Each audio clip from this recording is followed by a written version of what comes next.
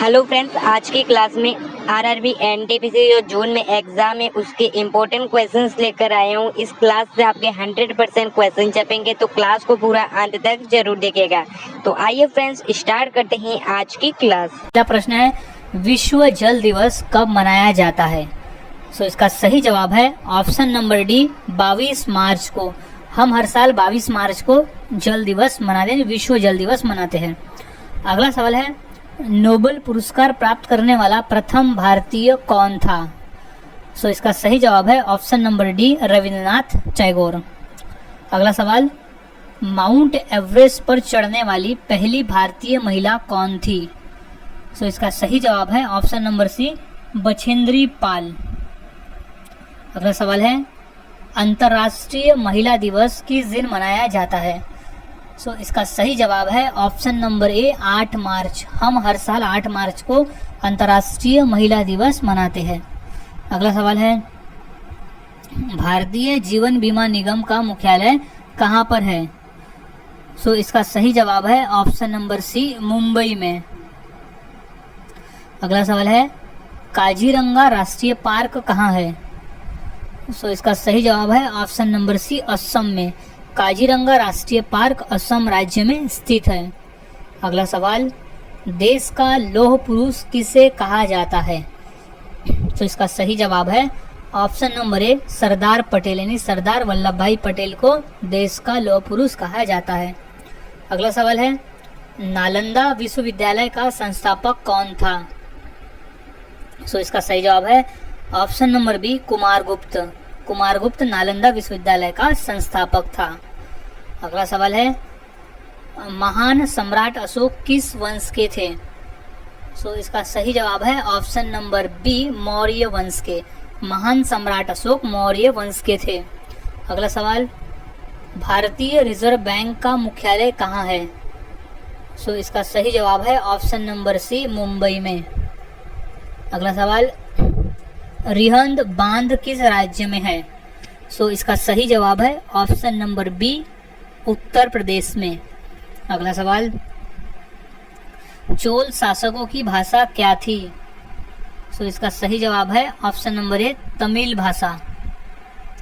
अगला सवाल, निम्नलिखित में से कौन कविराज के नाम से विख्यात था?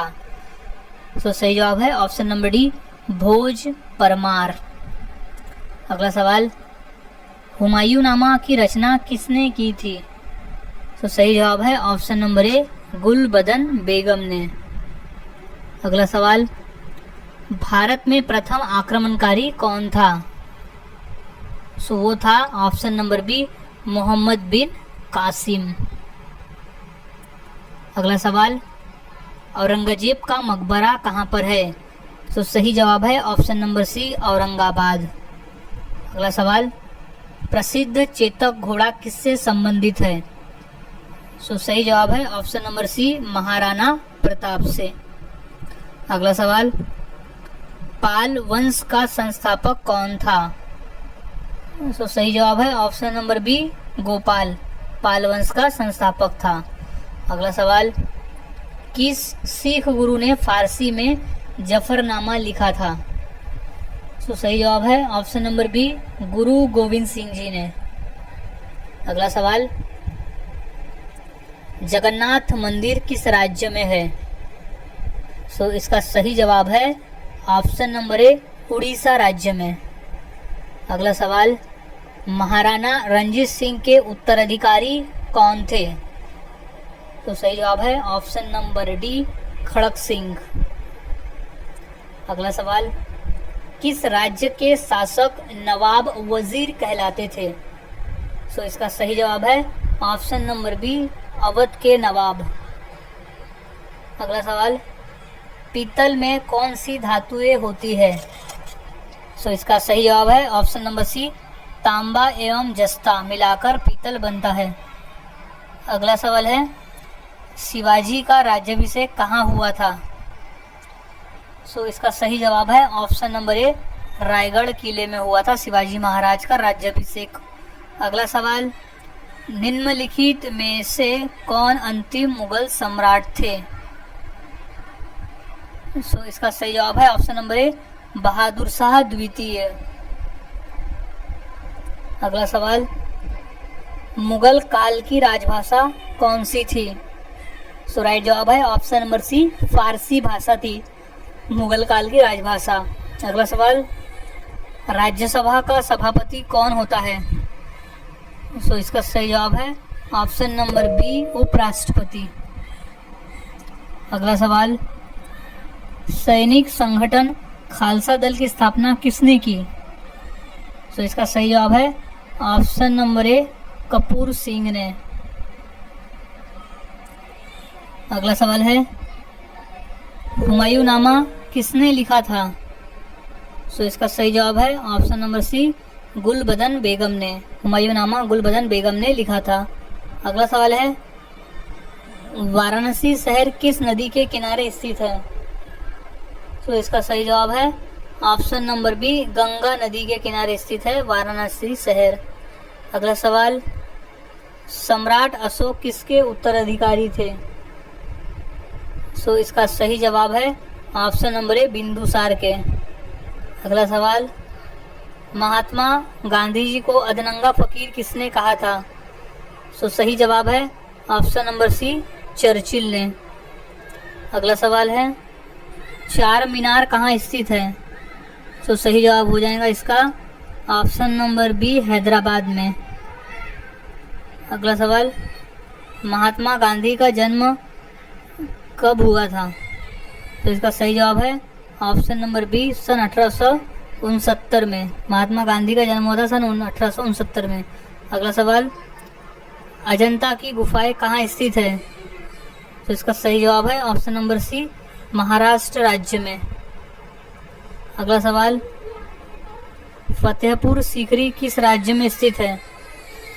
तो इसका सही जवाब है ऑप्शन नंबर सी, उत्तर प्रदेश में। अगला सवाल, गौतम बुद्ध का वास्तविक नाम क्या था? तो इसका सही जवाब है ऑप्शन नंबर बी, सिद्धार्थ। अगला सवाल, बुद्ध किस वंश से संबंधित थे? तो इसका सही जवाब है ऑप्शन नंबर ए, शाक्य धर्म से संबंधित, शाक्य वंश से संबंधित थे गौतम बुद्ध।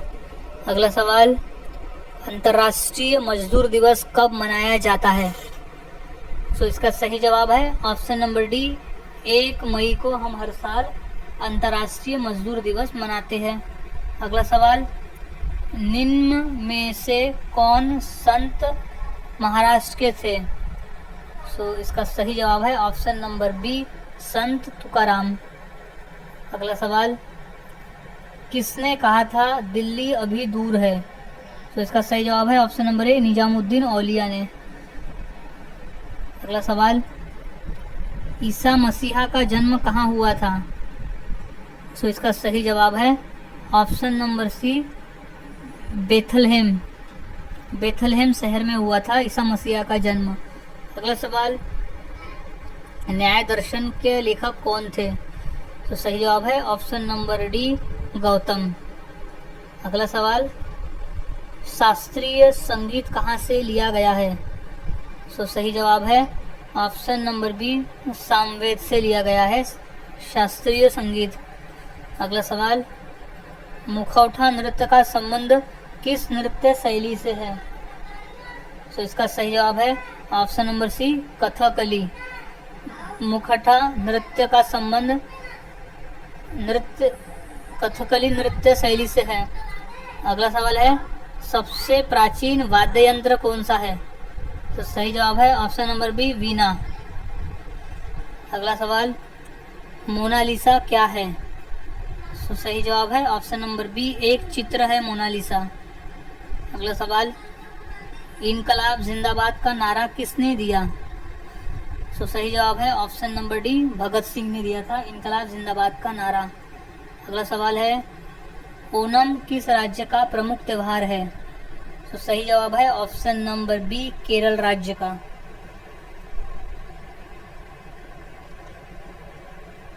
अगला सवाल है, महान सम्राट अशोक किस वंश के थे?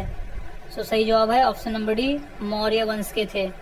अगला सवाल, लोदी वंश का अंतिम शासक कौन था? सो राइट जवाब है option number B, Ibrahim Lodhi. Lodhi वंश का अंतिम शासक था इब्राहिम लोधी। अगला सवाल, सबसे प्राचीन वेद कौन सा है? तो सही जवाब इसका ऑप्शन नंबर ए, ऋग्वेद है। अगला सवाल, इलेक्ट्रॉन के खोजकर्ता कौन है? तो इसका सही जवाब है option number D, J Thomson. अगला सवाल, सांची का स्तूप किसने बनवाया? तो इसका सही जवाब है ऑप्शन नंबर ए, अशोक ने। क्वेश्चन मोस्ट इम्पोर्टेंट है, ये क्वेश्चन कई बार पेपर में पूछा भी जा चुका है। सो अच्छी तरह से इस क्वेश्चन के आंसर को याद में रख लेना है। अगला सवाल, रानी लक्ष्मीबाई का मूल नाम क्या था? तो इसका सही जवाब है ऑप्शन नंबर सी, मणिकर्णिका। अगला सवाल है, ऑस्कर पुरस्कार का संबंध किस क्षेत्र से है? तो सही जवाब है ऑप्शन नंबर ए, सिनेमा के क्षेत्र से। अगला सवाल, जियो और जीने दो किसने कहा था? तो सही जवाब है option number A, Mahavir Swami ने कहा था जियो और जीने दो। अगला सवाल, भारत की सबसे ऊंची मूर्ति कौन सी है? सो इसका सही जवाब है option number C, Statue of Unity. Bharat की सबसे ऊंची मूर्ति है स्टैचू ऑफ यूनिटी।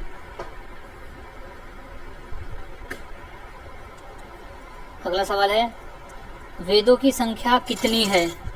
सो इसका सही जवाब है ऑप्शन नंबर सी, 4 है। वेदों की संख्या टोटल 4 है।